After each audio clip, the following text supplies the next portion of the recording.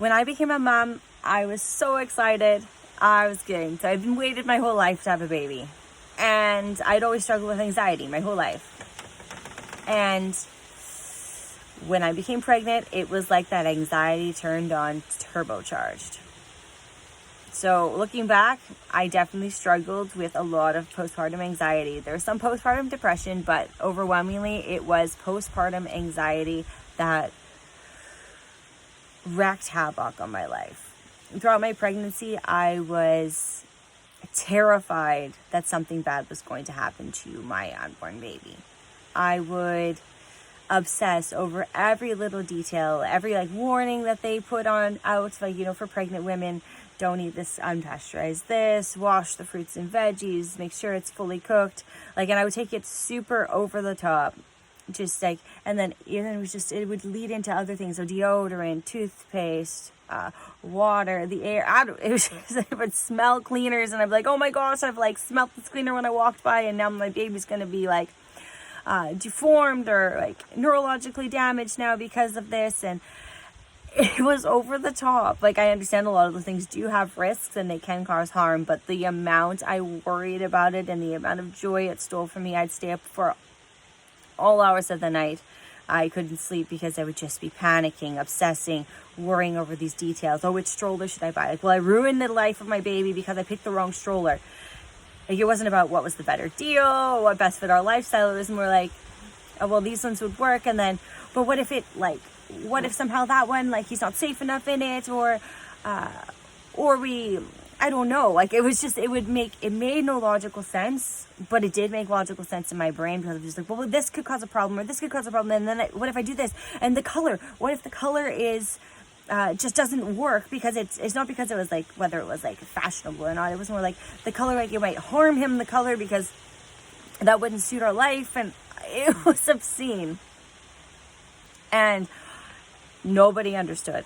People oh, you've always been anxious. This is just you being anxious and a bit emotional. You're fine. Just or calm down. What the heck is wrong with you? These aren't things to be obsessed about. You're making a big deal about nothing. And they would rub it under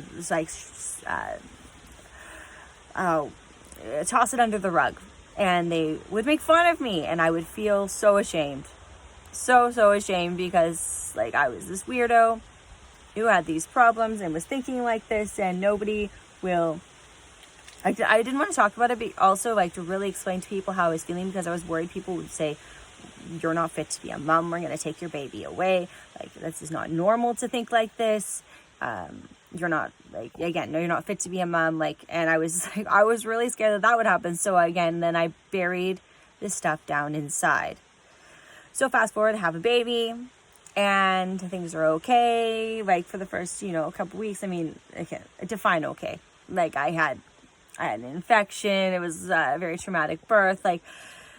But the baby was fine, right? It was healthy, and I was happy to be a mom. And there was a little bit less anxiety right after he was born, and then it just kicked in again, supercharged. He started crying. When he was about 2 weeks old, started crying, purple crying. He cried all the time. I think he picked up on my anxiety, and our mutual anxiety just kind of reverberated on and on. And again, I didn't tell anyone how much I was struggling. I was worried that everything I did was just going to harm him. And if he cried, well, it's because I harmed him. I did something that hurt him. So then I would be even more anxious, and I would try to comfort him more. And then I would just kind of do whatever he wanted. So I guess this leads to one of my other things I was talking about in regards to using that gentle parenting. And my anxiety was fueled by that. I was I would need to just really raise him to be emotionally regulated, and he needs to feel so loved. And in doing so, I was fueled with this anxiety that if I said something to him or did anything and he would cry, then it was my fault, that I had harmed him and I was doing something wrong. It would send my anxiety into supercharged mode. When what my child needed, and all children need, is those firm boundaries. No, I'm going to the bathroom by myself, I'm shutting the door, and I'll be right out after I'm done, and you can wait. Or no, it's not okay for you to hit your brother. I'm not going to let you do that. I'm going to set you in the booster right now because you're like that over the top. I can't keep him safe with you acting like this. Or no, I'm not going to be buying that item for you at the grocery store. I'm putting it back now. Oh, you ripped it open now and you throw it on the floor and you're having a fit. That's whatever, I'm going to pay for it. I don't have a choice. And you're not getting it. And we're leaving the store now. And I was like, well, I'm harming him. He's screaming, he's crying. Like I'm causing this problem because I didn't heal that, those things deep inside me. My anxiety was off the charts. Every time he cried, I was certain that something horrible was happening. Like the world was ending. Like it would just, the panic was real and there were just dangers everywhere. Everything was a danger. Like from the items we touched to the things we were around to, I just go with everything. Anything and everything was a danger, and I was terrified all the time. And again, I didn't want to talk to anyone or tell anyone. I mean, I saw there were some support groups for people struggling with postpartum anxiety or depression, and I did see a psychologist for a bit, and he was just like, well, you always have anxiety. This is just you being a new mom, having new mom anxiety. Well, so whether I didn't explain it to him well enough because I was too afraid to tell how I was feeling, or whether he just didn't understand it all, I don't know. So I did felt kind of invalidated from that. So when there were some, groups that you could join, I considered joining them, but I was too scared that somehow people would think I was too crazy and that they would just take my baby away. And so I guess I'm here to say anyone can experience postpartum anxiety, especially if you struggled with anxiety beforehand. Now postpartum anxiety, you're even more susceptible. But even if you haven't experienced a lot of anxiety before, postpartum anxiety is a real thing. It is off the charts. It's irrational. It is exhausting. It is never ending. And you're completely normal. There's nothing wrong with you. You're still a good person if you're struggling. This isn't your fault. And help is available. You don't have to struggle like this alone. And it is not something that you need to be ashamed of having. You're not hurting your baby more by getting help, because frankly, looking back, it would have helped my babies more if I would have gotten help. And so if you have someone in your life who is struggling with postpartum anxiety, I want you to know that rationalizing it out with them isn't how you're going to fix it. This is something that it exists deeply rooted in previous traumas, in hormones, in so many different layers.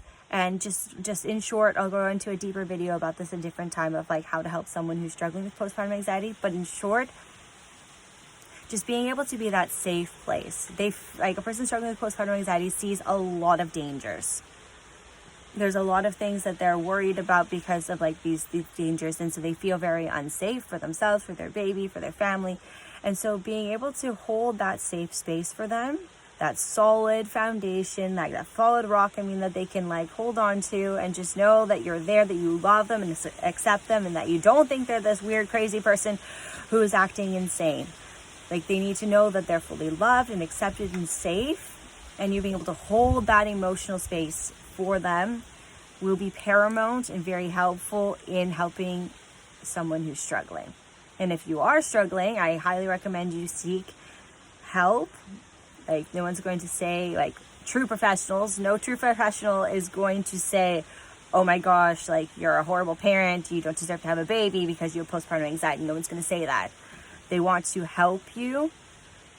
And whether you seek online resources, you look for social media, you get books, you go and seek counseling, you do a group counseling, you reach out to a friend, family, whatever it is, those are great resources and great tools. For me personally, some ways that I personally found healing and found it helping was I had to really look at the trauma. For me, a lot of my anxiety had stemmed from the childhood trauma, and so I needed to look at that in order to help find that safety, that peace.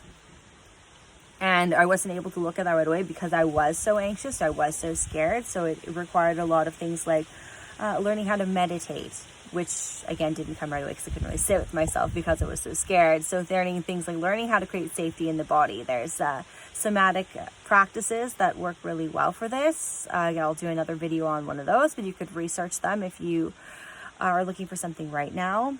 Deep breathing, listening to music like binaural beats. There's lots of ones for anxiety.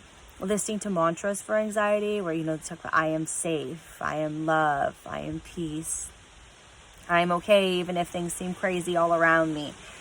Those are great things. Getting out in the sun, grounding, some exercise can really help, especially with like that pent up like anxiety, all that energy inside, just helping to release some of it, to like bring it down a notch. Eating healthier foods. I think I said meditating, journaling, talking with a loved friend. These are all great ways to start, like just helping to regulate yourself. And then just being able to find that perspective of being able to see that, like, while a lot of things are dangerous, they don't necessarily have to be a danger. And being able to recognize that feeling on alert all the time and worrying about all these things, when we're hyper-focusing on just those things, we miss the other things that are also there. And so being able to breathe and find that balance, and being able to, like, I guess for me was release that control. That there's no way, no matter how much amount of worrying I did, realize that I wouldn't be able to think of everything and absolutely prevent everything from happening. And at one point I wasn't able to, like, that was, well, I know I can't prevent everything from happening, but at least if I do all these things, then I can prevent those things from happening. But the problem with that thinking was that it compounded it, because that's what I was focused on. So then it would bring those things more into my awareness and more into my life and my child's life, instead of me being more focused on the safe things, the more regulated things, the more peace and love and joy, just the enjoyment of life. I wasn't able to bring those things, and I pushed them away because I was just so scared. So we miss out on life because we're so scared of what could happen that we don't allow, like, the good things in either.